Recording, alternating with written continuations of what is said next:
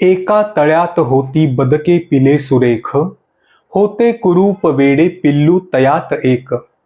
दैवी देणगी लाभलेल्या आशादीदींच्या गोड गळ्यातून आलेलं हे गाणं समस्त महाराष्ट्राने ऐकलेलं आहे.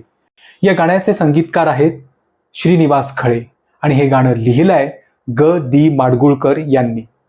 हे गाणं एका परदेशी कथेवर आधारित आहे. डेन्मार्क देशातील प्रसिद्ध लेखक हॅन्स ख्रिश्चन अँडरसन यांच्या बालसाहित्यात एक कथा आहे, डेन क्राइम एलिंग.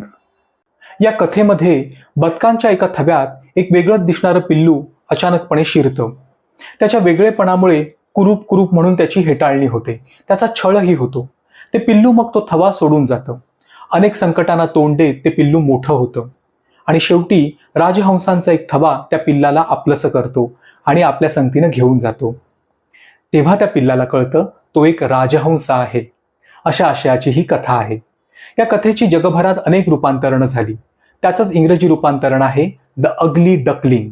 या अगली डकलिंग वरूनच हे गाणं लिहिलेलं आहे. बदकांच्या थव्यातलं ते कुरूप पिल्लू एक राजहंस असतो. राजहंस हा मराठी शब्द आहे, परंतु बदक हा मराठी शब्द नाही. बदक हा शब्द आला आहे मूळ फारशी शब्द बतक वरून. मराठी शब्द आहे कलहंस, परंतु हा शब्द आता विस्मृतीत गेलेला आहे, आपण तो वापरत नाही.